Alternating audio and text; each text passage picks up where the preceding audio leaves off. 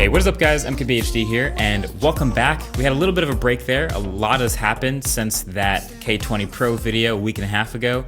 Number one, we've finished shooting Retro Tech Season 1, so it's now in the editing process, which is really exciting. And number two, the channel just rolled over 9 million subscribers, which is incredible, so thumbs up for that. And number three, Samsung just got on stage and unveiled their two new phones, Samsung Galaxy Note 10 and Galaxy Note 10 Plus. Okay, so this video is dropping at the same time as Samsung's event, but if you don't want to watch all of that, this video is for you. I got hands-on time with Samsung's two new Galaxy Notes, and I have some thoughts. So first of all, the Galaxy Note has always been Samsung's do-everything maximum overkill phone for power users, you know? But now that there's two phones, I've kind of found there's this interesting relationship between the two where the Note 10 Plus is still the do-everything phone, with one exception. But then the Note 10 is a sort of awesome phone for most people type of phone. I'll show you what I mean. So the new design, first of all, I really like it. They're leaning into this boxier look. The display goes right up to the edges. There's almost no top or bottom bezel at all, and the screen has this curve on both of the sides that really make it feel like almost entirely screen. It's super immersive, especially the corners. It gets crazy close to the corners and doesn't round them too much. So I love the way this phone looks and feels in the hand, as cliche as that sounds. But even though I kind of like the flat screens more, this is a nice phone design. It's a 6.3-inch 1080p AMOLED display on the Note 10 and a 6.8-inch 1440p AMOLED on the Note 10 Plus. And so now there's a couple of things to note that actually happened with the Note here. The selfie camera is now in the Infinity O cutout, meaning it's the hole punch in the middle of the top of the phone. Mixed feelings on this, but I don't hate it. It's a smaller area than it was in the corner of the S10, and there's usually no information in the middle of the top anyway, so I guess it's fine. And it's also kind of funny, they didn't even really try to hide the cutout at all. You see a lot of phones with the hole punches try to like hide the cutout with a nice gradient wallpaper so you don't really notice it, but not with the Note. This is the default Samsung wallpaper. Bright as hell, just embracing it, I guess. But there's also a new set of colors, one of which is this crazy psychedelic rainbow sheen that they call Aura Glow. It's kind of wild how many different colors you see in it, but also still a fingerprint magnet and will probably still be worth skinning or casing, but this color is crazy cool. And the fingerprint reader, to note, has moved quietly underneath the display glass to match the Galaxy S10. But it's not all amazing. There are some things that they've changed that aren't so great. There is no headphone jack on the Samsung Galaxy Note. The first Samsung flagship, really, with no jack. They say it's an issue with space for a bigger battery. I say, like, if you can fit an entire pen in the side of the phone, you could have fit a headphone jack. This is no longer a space issue in the phone, guys. This is a constant choice that they're making. If you haven't already noticed, it's the beginning of the end. The headphone jack is, it's leaving and it's not coming back. Samsung will include headphones, but USB Type-C earbuds in the box, and no dongle included. So if you still really want to use that jack, then you're on your own. And they also messed with the button layout. So the power button on the Note 10 is now also the Bixby button. Did you not think I was gonna bring that up, Samsung? So on the left-hand side, it's just the button and the volume rockers. So the whole other right side of the phone is just clean, it's blank, no buttons at all. And so that power button, if you just tap it, it does the normal wake and sleep stuff.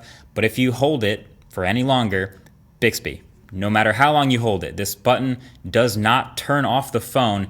It will just open Bixby.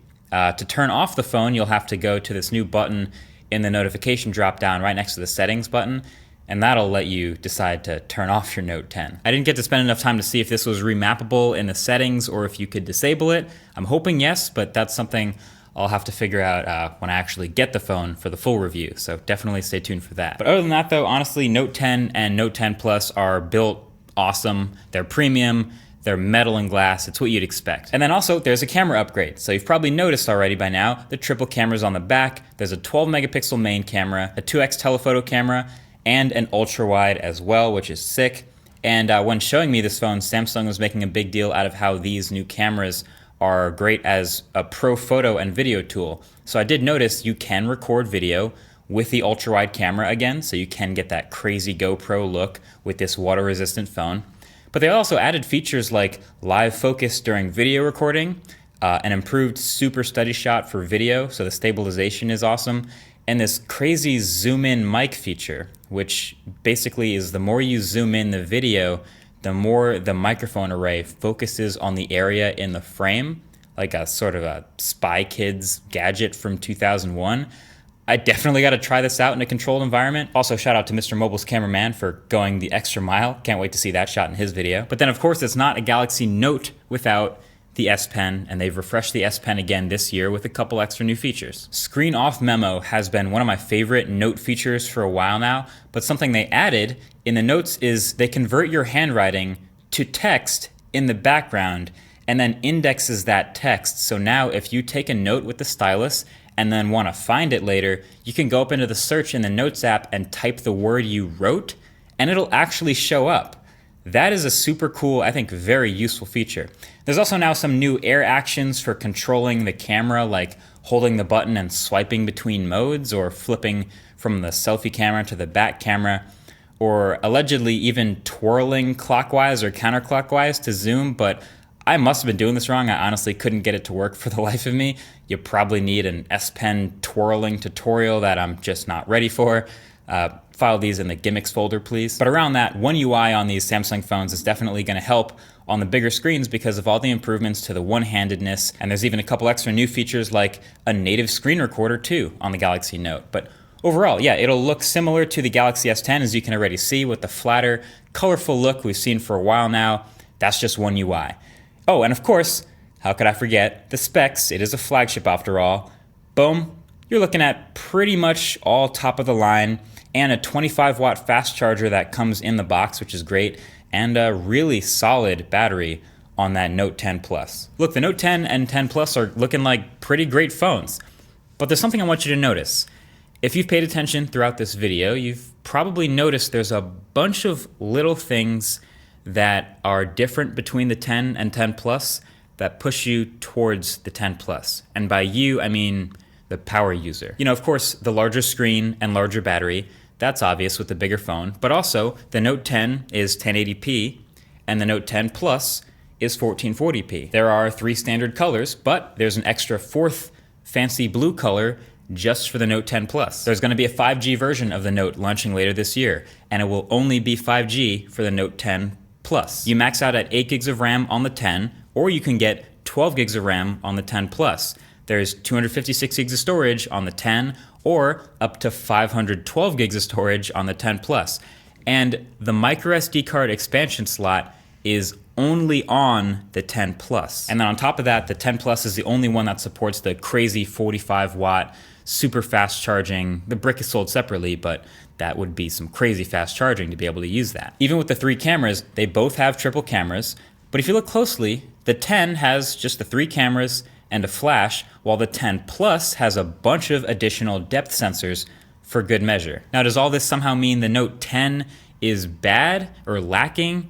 No, it's still 8 gigs of RAM and 256 gigs of storage, and the Snapdragon 855 and 400 PPI, even though it's 1080p, is still great. It's more than most people alive need right now. But it's those extra little things on top of all of that, especially the battery, that big battery, that make the Note 10 Plus the king of the hill, the flagship that they want your power users to go out and spend extra on. So the Note 10 starts at $949, and the Note 10 Plus starts at $1,099. That's the gap. But here's my take. I'm gonna review both, so I'm gonna go get them both in hand. I think this might be the first time I actually really like the smaller phone as far as feel in the hand over the bigger one. I think, we'll see. And honestly, the one thing I wish they did that they didn't with the Note, if they really wanted it to make the everything phone for 2019, is a high refresh display. You know, a 90 hertz or even 120 hertz display. That's not happening. Still a 60 hertz OLED, and it's still, of course, one of the best screens in any phone, but it's gonna be hard to say that this phone does everything when you're starting to get phones, even though it's pretty new, like the OnePlus 7 Pro and the ROG phone doing crazy numbers. But anyway, that's been it. I've been talking for too long. It's a long video, but that's everything you need to know about Note 10 and Note 10 Plus. Feel free to share this with anyone who might be considering getting one. And that's been it for my first impressions. Thank you for watching. Catch you guys in the next one. Peace.